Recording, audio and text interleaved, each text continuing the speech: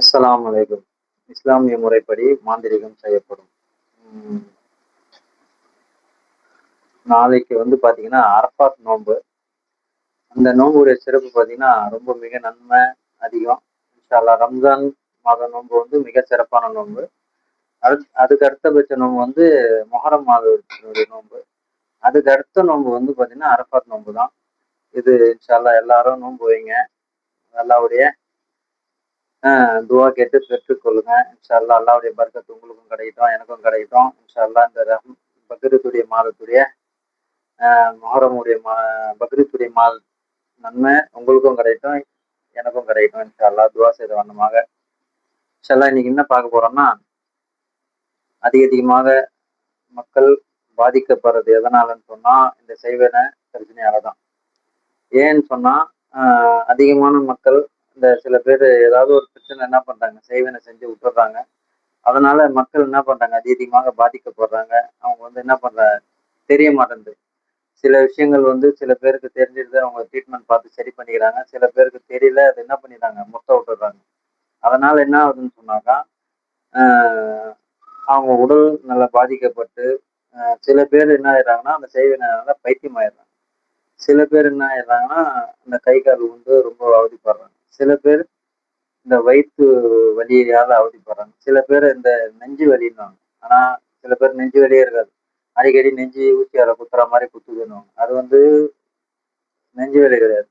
செய்வினைனால பாதிக்கப்பட்டதுனால அது என்ன ஆகுது, அந்த ஊசியால குத்தும். அது எப்படின்னா, அந்த வலி அப்படியே நம்ம டைரக்ட்டா ஊசி வச்சு குத்துற மாரி எப்படி அப்படியே ஊசி வச்சு குத்துனா எப்படி இருக்கும், அந்த மாரி வலி ஏற்படும்.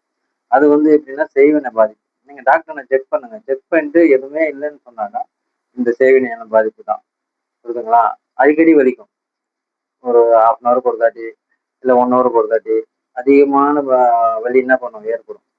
செய்வினைன்றது குறைஞ்சபட்சம் வச்சாங்கனாக்கா செய்வினை ஒரு 6 மாத காலங்கள், 3 மாத காலங்கள்ல இருந்து என்ன ஆகும் உங்களுக்கு, அதுக்கப்புறம் தான் உங்களுக்கு செய்வினை இருக்கிறது காமிக்கப்படும். அதனால செய்வினையால பாதிக்கப்பட்டவங்க யாரா இருந்தாலும் சரி, என்னுடைய மொபைல் எண்ணுக்கு தொடர்பு கொள்ளுங்க. அதே மாதிரி இந்த பேய்கள் பிடித்திருந்தால், நீண்ட நாளா போகல, என்னை விட்டு போகவே மாட்டேங்குது, அது மாதிரி ஏதாவது பிரச்சனை இருந்தாலும் சொல்லுங்க. அதே மாதிரி சில பேருக்கு பார்த்தீங்கன்னா, சில பேர் பார்த்தீங்கன்னா, இந்த காட்டேரியை வழிபடுறவங்க இருப்பாங்க. அவங்க என்ன பண்ணுவாங்கன்னா, நீண்ட நாட்களாக இது பண்ணிட்டு சில நாட்களா விட்டுருவாங்க. அது என்ன ஆகும்னா, கல்யாணம் கில்யாணம் பண்ணா அவங்களுக்கு குழந்தை நிக்காது. அந்த மாதிரி பிரச்சனை ஏதாவது இருந்தாலும் சொல்லுங்க. 2வது இந்த கெட்ட ஜின்னாத்துங்களுடைய தொந்தரவு இருக்கும். அதே மாதிரி நீண்ட நாட்களா அந்த தொந்தரவும் இருக்கும். அந்த மாதிரி ஏதாவது பிரச்சனைனாலும் எனக்கு கால் பண்ணுங்க. இந்த மாதிரி செய்வினை பிரச்சனைகள், இந்த மாதிரி கண் திஷ்டிகள், இந்த இந்த கண் திஷ்டியால வருமான தடை ஏற்படும். இந்த செய்வினையால வருமானமே வராது. இந்த செய்வினையால வீட்டுகள்ல பிரச்சனை அதிகமா உண்டாகும். இந்த செய்வினையால என்ன ஆகும், நம்ம எந்த ஒரு வேலை செஞ்சாலும் முன்னுக்கே வர முடியாது. அந்த மாதிரி இந்த சோம்பேறித்தனமா இருக்கும். வெளியில எங்கேயும் ஒரு வேலைக்குன்னு போகலான்னு தோணும், ஆனா போக முடியாது. இந்த மாதிரி பிரச்சனைகள் உள்ளவங்க எனக்கு என்ன பண்ணுங்க, என்னுடைய தொலைபேசி எண்ணுக்கு தொடர்பு கொள்ளுங்க. வேற ஏதாவது இந்த சேவையினால பாதிக்கப்பட்டிருந்தா எனக்கு தொடர்பு கொள்ளுங்க. இன்ஷா அல்லாஹ் அல்லாஹ்வுடைய உதவி கொண்டு அது என்ன பண்ணுவோம், சரி செய்ய போறோம். இன்ஷா அல்லாஹ் எல்லாருக்கும் ஹஜ்ஜி பெருநாள் வாழ்த்துக்கள். அஸ்ஸலாமு அலைக்கும்.